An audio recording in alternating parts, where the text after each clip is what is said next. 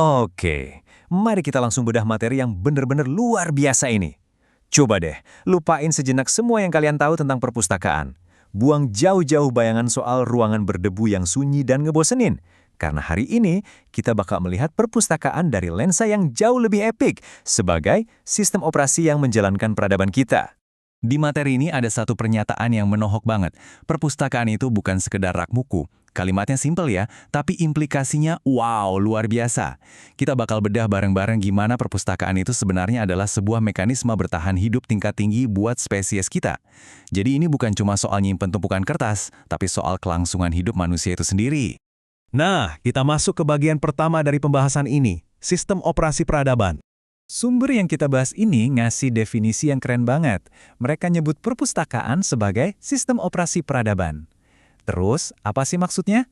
Sederhananya gini, perpustakaan itu adalah arsitektur dari memori kolektif dan sistem saraf pengetahuan kita.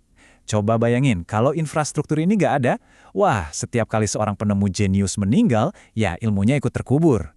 Tanpa teknologi anti kepunahan kognitif ini, masyarakat kita bakal terus-terusan ngulang kesalahan yang sama.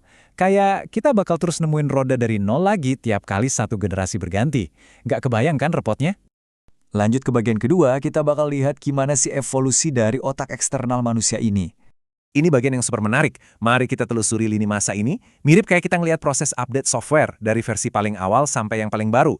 Semuanya berawal dari tahun 3000 sebelum Masehi dengan tablet tanah liat sebagai penyimpan memori dasar.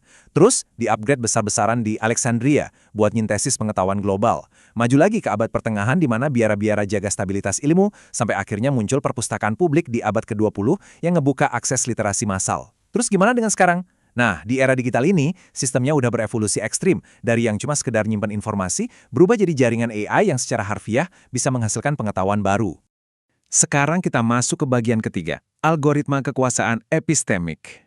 Disinilah letak poin yang paling krusial. Catat ya, siapa yang mengendalikan akses informasi, dia yang mengendalikan pembentukan realitas sosial.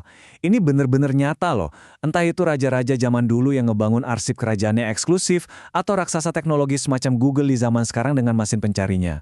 Esensinya dari dulu sampai detik ini nggak pernah berubah.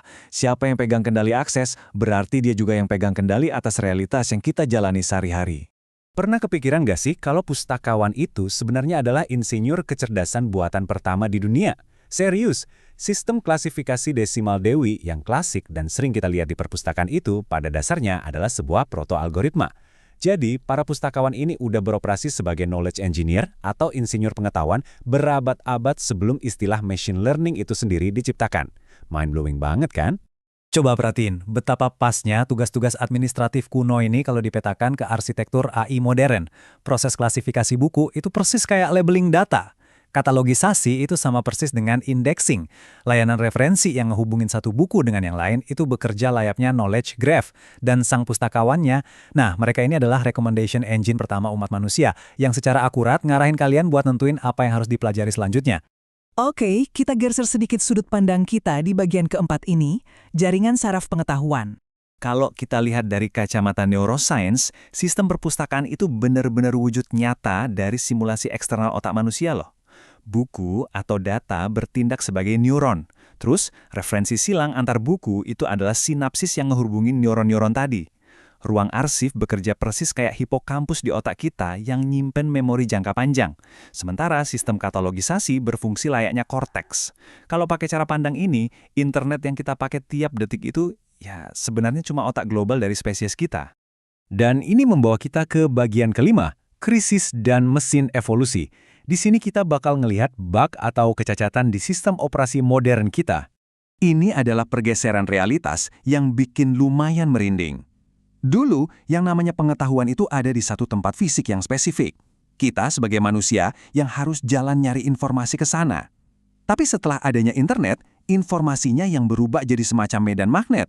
Dia terus mengelilingi kita dan secara aktif berburu mencari perhatian kita tiap kali kita menatap layar HP. Benar-benar kebalikan dari zaman dulu. Makanya, krisis yang kita hadapi sekarang ini sama sekali bukan karena kita kekurangan informasi. Masalahnya justru karena kita kelebihan beban yang luar biasa parah. Tiap kali kalian nge-scroll media sosial di keseharian kalian, sadar nggak sadar kalian lagi diserang sama yang namanya fragmentasi kognitif, misinformasi sintetis yang sengaja dibuat-buat, sampai akhirnya kemampuan kita buat fokus itu hancur berantakan. Solusinya, perpustakaan masa depan nggak bisa lagi cuma jadi gudang penyimpanan. Ia harus bangkit jadi filter atau penyaring realitas, supaya peradaban kita selamat. Terus, blueprint atau cetak biru buat masa depan itu kayak gimana? Nah, perpustakaan tuh harus di-upgrade jadi asisten kognitif lewat 5 lapisan ini. Dimulai dari lapisan memori buat nyimpen data mentah. Naik ke lapisan kecerdasan buatan yang bertugas merajut hubungan antar data itu. Terus masuk ke lapisan makna untuk ngasih konteks, berlanjut ke penyesuaian kognitif buat pemahaman kita. Sampai di puncaknya, ada lapisan peradaban yang fungsinya untuk memprediksi dan merancang masa depan umat manusia secara utuh. Di titik ini, kita juga harus benar-benar ngedefinisiin ulang apa itu literasi. Berdasarkan pembahasan ini, literasi di abad ke-21 itu bukan cuma sekedar kemampuan mengeja huruf atau baca buku teks, jauh lebih besar dari itu. Literasi adalah kemampuan dan kekuatan buat menyintesis narasi, kemampuan untuk mengendalikan realitas simbolik di sekitar kita, supaya apa? Supaya kalian nggak gampang disetir atau dikendalikan oleh narasi-narasi yang salah di luar sana. Semua proses tadi bermuara pada satu mesin inti dari evolusi umat manusia. Coba deh dipikir, peradaban kita bisa semaju ini bukan karena fisik kita yang kuat kan? Tapi karena kemampuan super kita buat memampatkan pemikiran dan pengalaman yang rumit jadi sebuah rekam pengetahuan. Dari situ, kita wariskan, kita distribusikan ke generasi berikutnya yang ujung-ujungnya bakal memicu ledakan inovasi dan pengalaman baru. Ini tuh siklus berulang yang jadi mesin utama peradaban. Mari kita bawa diskusi ini ke level filosofis yang sedikit lebih dalam. Ada satu kutipan yang dalam banget di sini. Di masa depan, yang langka itu bukan data, melainkan makna. Bayangin aja, di era di mana kita kebanjiran data tanpa henti tiap detiknya, kebijaksanaan dan kemampuan kita buat menyintesis informasi lah yang jadi tameng utama kita. Tanpa itu, kita bakal ngalamin yang namanya keruntuhan pengetahuan epistemik. Sebagai penutup eksplorasi kita, saya mau ngasih satu pertanyaan yang cukup tajam buat kalian renungkan. Kalau kita kehilangan fungsi sejati dari sebuah perpustakaan, kita itu bukan sekedar kehilangan akses ke buku-buku, kita berisiko kehilangan pikiran eksternal umat manusia itu sendiri. Jadi tantangan terbesarnya sekarang adalah, apakah kita bakal sadar dan merebut kembali kendali kognitif kita, atau kita bakal pasrah dan ngebiarin algoritma ngedikte masa depan peradaban kita? Gimana menurut kalian? Pikirkan baik-baik.